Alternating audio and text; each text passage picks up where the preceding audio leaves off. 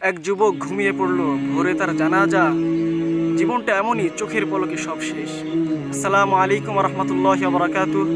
প্রিয় দর্শক, আজ আমরা কথা বলবো সেই বাস্তবতা নিয়ে যেটা আমরা সবাই জানি কিন্তু কেউ গা করি না। হায়াত, জীবন, এই সময়, এই নিঃশ্বাস যেটা আল্লাহ তাআলা দিলেন, যে কোনো সময় তিনি নিয়ে নিতে পারেন। প্রিয় দর্শক, একদিন এক যুবক রাস্তা দিয়ে যাচ্ছিল, হাতের মুঠোফোনে গানে মশগুল, পকেটে সিগারেট, চোখে দুনিয়ার মোহ। এক বুড়ো মুরব্বী তাকে রাস্তায় থামিয়ে জিজ্ঞেস করলেন, হে যুবক, জীবনটা কার?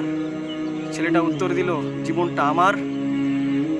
মুরব্বী হেসে তাকে বললেন, তাহলে মৃত্যুর সময় বলে দিও একটু দেরি করে আসতে। ছেলেটা থমকে গেল। রাতে ঘুমাবার সময় বারবার তার মনে পড়ল, জীবন যদি আমার হতো তাহলে মৃত্যুও তো আমার নিয়ন্ত্রণে থাকতো। কিন্তু না, এটা আমার না, তোমার না, এটা আল্লাহর। তিনি যখন ইচ্ছা তখনই নিয়ে নিতে পারেন। সেই রাতে সেই যুবক দীর্ঘক্ষণ কান্নাকাটি করে তওবা করল। ফজরের আজানের আগেই তার মৃত্যু হলো। প্রিয় দর্শক, আমরা জীবনকে পুঁজি ভাবি, অথচ এটা তো আমানত।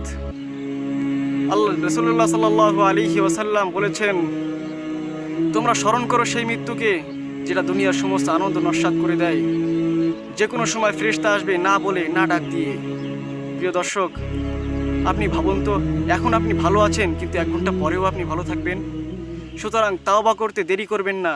একটা নামাজ, একটা ইস্তেগফার, এক ফোঁটা চোখের পানি, হয়তো সেটাই হবে আপনার জান্নাতের চাবি। প্রিয় দর্শক, ভিডিওটি যদি আপনার হৃদয় ছুঁয়ে যায় তাহলে অবশ্যই শেয়ার করে দিন, যাতে অন্যরাও জেগে ওঠে। লাইক, কমেন্ট, সাবস্ক্রাইব আর ফলো করে আমাদের সাথেই থাকুন। আসসালামু আলাইকুম ওয়া রাহমাতুল্লাহি ওয়া বারাকাতুহু।